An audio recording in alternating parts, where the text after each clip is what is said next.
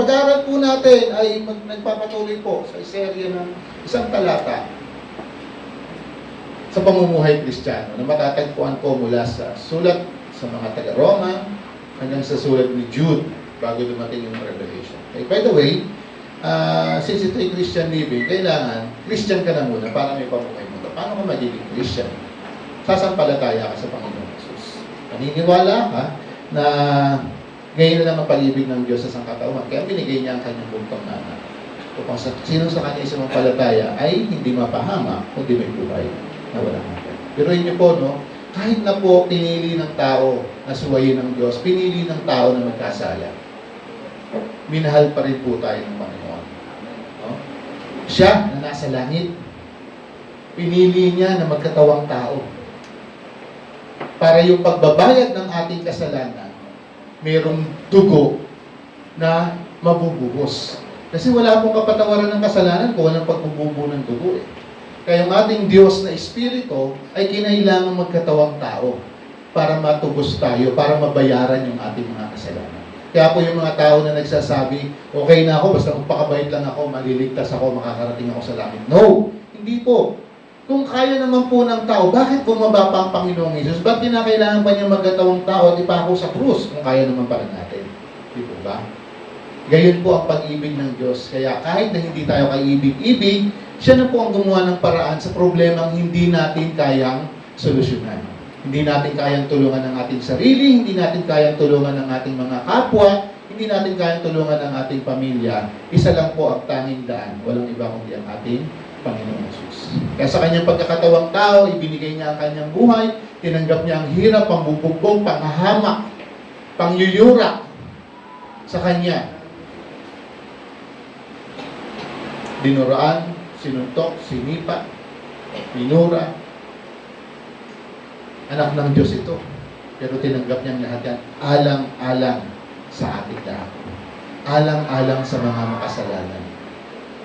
Kaya nang kanyang tanggapin ang hirap na yan, pinako siya sa krus.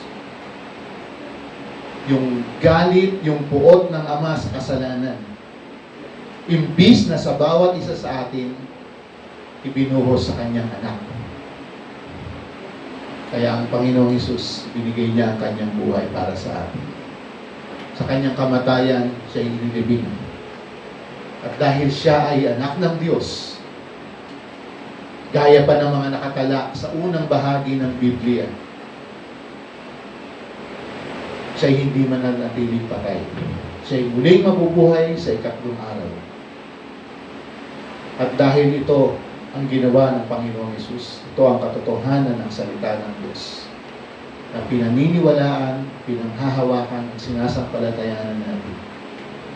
Darating ang oras na ang lahat ng sumampalataya sa Panginoong Hesus, kung paano siya'y muling nabuhay. Ang lahat ng nagtiwala ay muli rin nabubuhay. Ito po yung mabuting balita. Wala tayong pag-asa, hindi tayo kaibig-ibig, mapapahamak tayo, pero minahal po tayo ng Diyos. Pinili niya na gawin yung walang makagagawa, yung pagliligtas, pagbabayad or pagtutubos sa atin para hindi po tayo mapahamak. Kung ito'y sasampalatayanan mo, sabi ng banal na kasulatan, maliligtas ka. Tatanggapin mo ang buhay na walang hanggan. Ngayon, nasa iyo na ang buhay na walang hanggan, ang sabi ng salita ng Diyos, tatanggapin mo ang banal na Espiritu. O ang Espiritu Santo ng Diyos ay sasa iyo. At ito ang magiging gabay at patnubay mo upang makapamuhay ka bilang mananampalataya o makapamuhay ka bilang Kristiyano na sinusunod ang kalooban ng Diyos. Na siya nating pinag-aaralan ilang buwan na hanggang sa ngayon, hanggang matapos ang taon, ay patuloy nating pag-aaralan yung mga bining, yung mga instructions sa mga mananampalataya kung paano kayo mamumuhay bilang alagad ng Panginoon Jesus. Okay? Ngayon po, ang tatalakayin naman natin ay isang bahagi ng sulat ni Pablo sa mga taga-Korinto. Okay? One verse, Christian Living, 1 Corinthians chapter 6, verse 20. Okay? By the way, ang sulat po ni Pablo sa Korinto, kasi po alam niyo po ang church ng Korinto, ito po yung pinaka maraming problema. maraming nangyayari diyan sa church na yan na parang hindi mananampalataya yung mga tao. Kaya in-address ni Pablo yung kanilang mga buhay. At ito ang dapat ninyong gawin. Lahat po yun, sa kabila ng mga binabanggit ng problema or kamalian ng mga tao sa Korinto, na nagiging solusyon niya, babalik po siya sa mabuting balita ng kaligtasan. Babalik po siya sa Panginoong Hesus. Okay?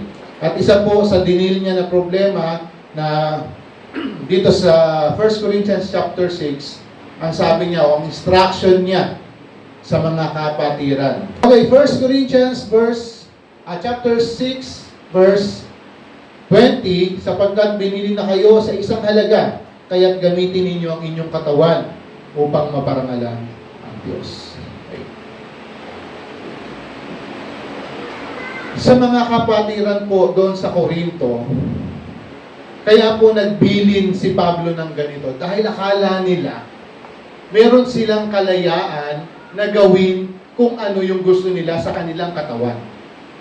At ang particular po na ina-address kasi talaga dito originally, in its context, yung sexual immorality or yung kahalayan. Kahit na nasa loob na sila ng church, umiiral po ang kahalayan. Kaya ito'y in-address ni Pablo na hindi kayo dapat ganyan. Dahil binili na kayo sa isang halaga at gamitin ninyo dapat ang inyong buhay para lamang maluwalhati ang Panginoon. Yun yung kalagayan po ng mga kapatid sa Korinto. Kaya po, dito sa verse 19, yung naunang verse po, bago yung ating tatalakayin, ang sabi sa verse 19, hindi ba ninyo alam na ang inyong katawan ay templo ng Espiritu Santo? Di ba po ano sabi ng Panginoong Hesus? Darating ang banal na Espiritu na ipinangako ng Diyos. At ang sino mang sumampalataya sa Panginoong Hesus ay pananahanan ng banal na Espiritu. Kaya ang sabi ni Pablo, hindi ba ninyo alam na ang inyong katawan ay templo ng banal na Espiritu na nasa inyo at ipinagkaloob ng Diyos sa inyo? Hindi na ninyo pag-aari ang inyong katawan sapagkat binili niya kayo sa isang halaga. Kaya anong dapat mangyari? Dapat gamitin ninyo ang inyong katawan upang maparangalan ang Diyos. Ang iyong katawan na yan, katawang lupa. Pero hanggat naririto po tayo, sa oras na sumampalataya ka sa Panginoong Hesus, ang Diyos Espiritu Santo ay isa sa iyo. Mananahan sa iyo. May templo, ikaw ang templo ng banal na Espiritu ng Diyos. Kaya hindi mo pwedeng gamitin ang iyong katawan sa iba't ibang uri ng kahalayan. Bakit? Hindi na ikaw ang may-ari niya. Bakit hindi na ikaw ang may-ari? Sapagkat binili ka sa isang halaga. No? Templo ng banal na Espiritu. Templo ng Espiritu Santo ang inyong mga katawan, sabi ni Pablo. Hindi na ninyo pag-aari ang inyong katawan. Okay? Ngayon, yung sumunod na verse na sapagkat binili niya kayo sa isang halaga, kaya't gamitin ninyo ang inyong katawan upang maparangalan ng Diyos. Ito po yung hihimayin po natin. Okay? Unang bahagi po nung verse 20, sapagkat binili niya kayo sa isang halaga. You were bought at a cost. Sa atin na lang po, kung ano man ang mayroon po tayo, di ba po, binili po natin yan sa isang halaga. For a certain amount. Di po ba? Kung may bahay ka, binili mo yan, pinaghirapan mo yan, pinagsumikapan mo yan, para makamtan mo. At ano pang mga bagay. No? Gusto ko pang gumamit ng paglalarawan. Halimbawa po, lahat naman po tayo nakaranas na siguro ma-hospital. Kung sa hospital po, ikaw ay dumaan o sa mahal sa buhay, sa pamilya, na-confine sa hospital, dumaan sa isang maselang gamutan, mahabang panahon, mahabang proseso. Anong bunga nun sa huli? Alam nyo ko ano? Malaking bayarin. Kapag sa ospital po, meron tayong malaking bayarin. Anong gagawin po natin? Kailangan nating bayaran. Pero paano kung wala ka? Mangungutang ka, mangangako ka, di ba? Ganun po ang nangyayari. Pero kung sa halimbawa po, kaya nga sabi ko, ito'y illustration. Kung ikaw ay nasa sitwasyon na yon, na hindi mo alam sa kakukuha ng pambayad, wala ka nang magawang paraan. Ano na lang naisip mo? Makikiusap na lang ako sa opisina. Pagdating mo sa opisina, sabihin mo, ito po ang bill namin. Gusto na po sana namin umuwi, kaya lang hindi ko alam ang gagawin kasi wala kaming pera. Pag ang sinabi sa iyo ng ospital, well, di pwede yan. Di kayo pwedeng umuwi. Kailangan bayaran niya.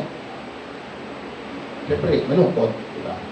Pero, kung sa ganong sitwasyon, pagdating mo sa opisina, ang sasabihin sa iyo, Kuya, ate, wala na po kayong babayaran. Wow. Napakagandang bagay po, diba? Gayun din po, halimbawa po, sa korte, yung nililitis na tao, kunyari, guilty ka sa pagnanakaw, guilty ka sa slander, guilty ka sa pagpatay, guilty ka sa pakikiapi. Guilty ka naman talaga. Ganun po ang tao kasalanan yan Guilty po tayo dyan, di ba? Ito ang hatol mo. Makukulong ka ng ganito kahabang panahon. Or, pwede ka naman magpiyansa. 5 million. Anong gagawin mo? Hindi ko, gusto mo, ayaw mo makulong, pero wala ka naman pambayad. Tapos may biglang tatayo sa likod. Kunyari, yan yung korte, andito yung nililitis, may tatayong tao sa likod dahil pupunta sa judge.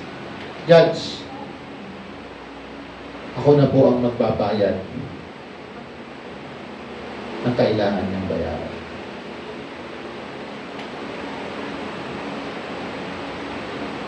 Hindi na siya magbabayad, hindi na siya makukulong.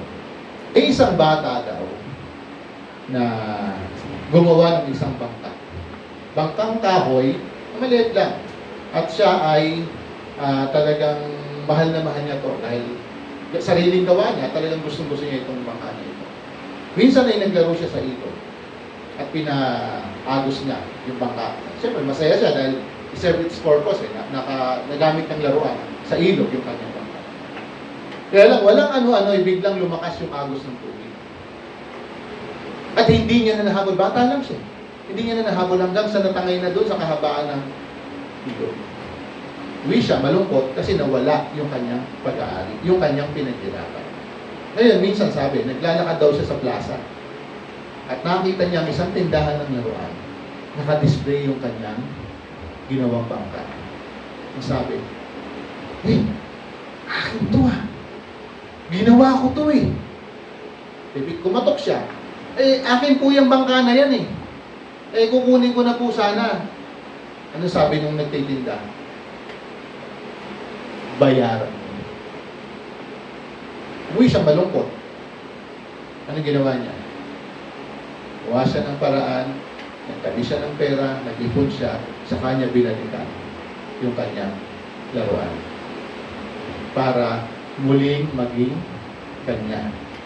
Sabi nga doon ay twice owned. Ginawa niya, pero napunta sa iba. Para mabalik sa kanya, binili niya. Alam niyo po, yan po yung sinasabing binili kayo. Binili niya kayo sa isang halaga. Ang pinambili po sa atin ay ang buhay ng Panginoon Jesus.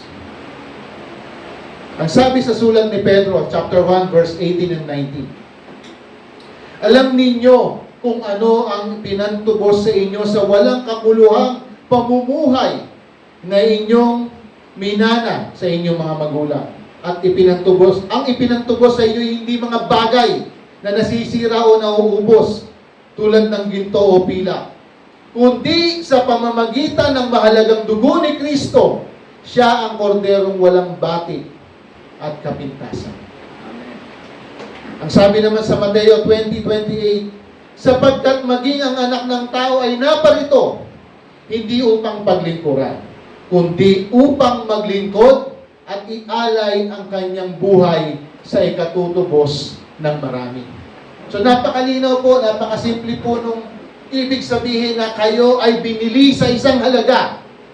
At itong halaga na ito ay priceless. Alam niyo po pag sinabing priceless, walang certain amount na kayang tumbasan. Pag sama-samahin man po ang kayamanan sa buong mundo, hindi kayang tumbasan niya. Ang ipinantubos po sa atin ay ang buhay, ang dugo ng ating Panginoong Hesus. Sabi ko nga po kanina, nang gusto po tayong iligtas ng Diyos, kinailangan niyang ipako sa krus. Pero alam niyo po, nang matapos po, yung mga oras na yun, dinaanan niya ang hirap, alas 3 ng hapon, anong sinigaw ng Panginoong Hesus? Kung alam niyo yung 7 last words, it is finished. Tapos na. Bayad na. Sino po ang binayaran? Binayaran para sa ating kaligtasan. Tetelestai, sabi nga ni Kuya Kalo. It is finished. It is paid in full. Yun po yung ginawa ng Panginoong Hesus doon sa krus. Dahil sa ating mga kasalanan, ang puot na dapat tayo ang tatanggap, sinong tumanggap? Ang anak ng Diyos. At pagkatapos niyang tanggapin yon, ibinigay ang kanyang buhay, it is fully paid. Bayad na ang utang ninyo sa pamamagitan ng Panginoong Hesukristo. Alam niyo po, bago sa panahon ng biyaya, bago po sa panahon ng Panginoong Hesus, ang tao mismo ang direktang pinarurusahan ng Diyos.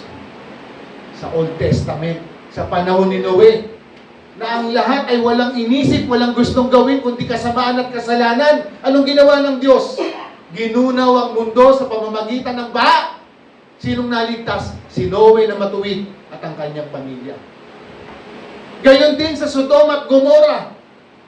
Kahalayan, kasalanan ang umiiral sa bayan na ito. Anong ginawa ng Diyos? Pinarusahan ng mga tao. Pinaulanan sila ng apoy at asupre hanggang sa mawasak ang bayan na iyon. Direktang pinarusahan ng Diyos ang mga tao sa Sodom at Gomora.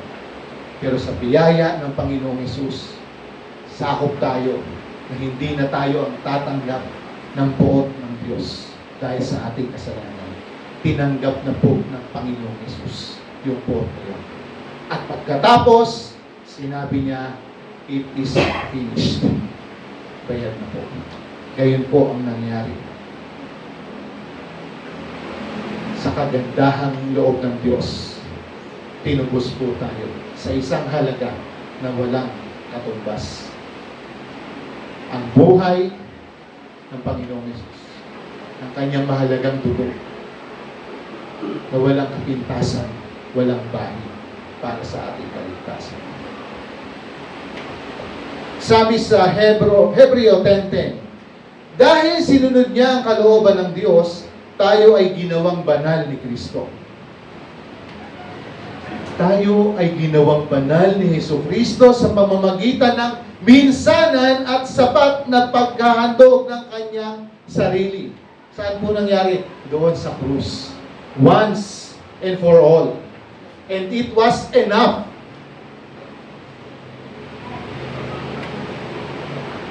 Para maligtas tayo.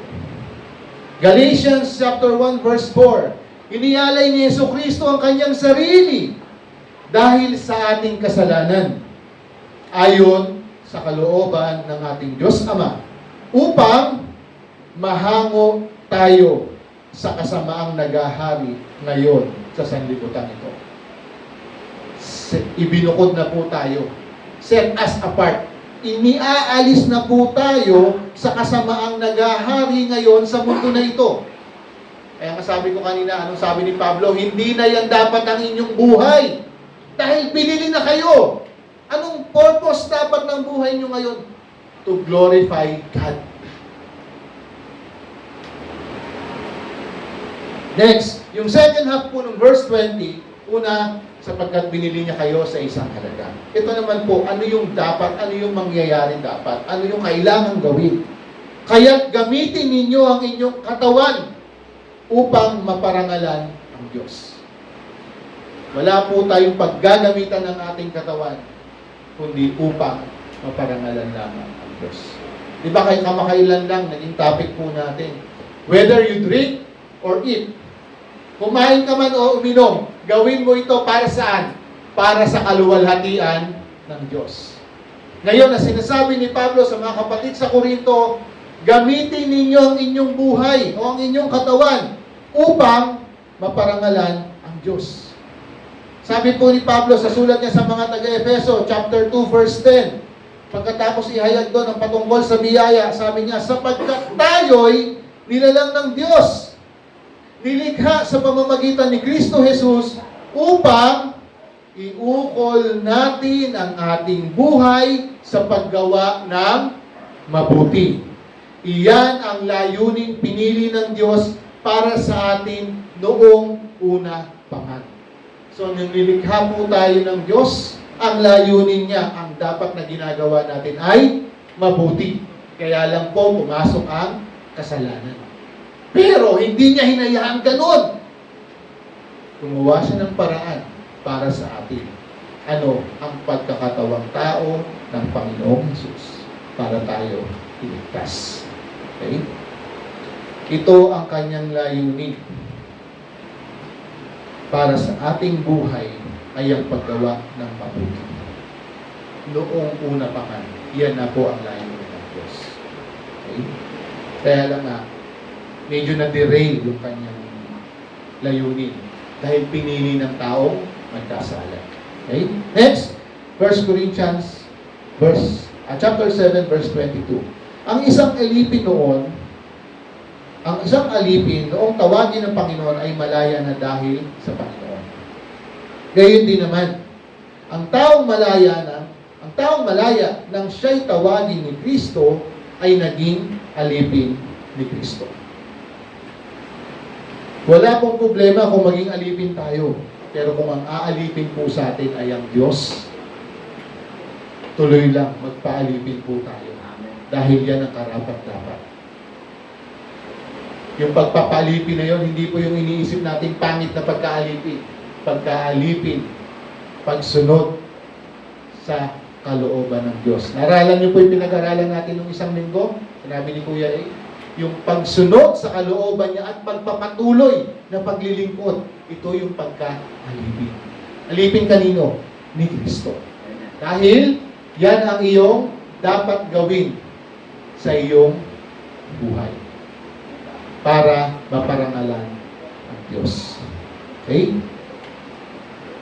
Sabi sa 1 Peter chapter 2, verse 24, sa kanyang pagkamatay sa krus, pinasan niya ang bigat ng ating mga kasalanan.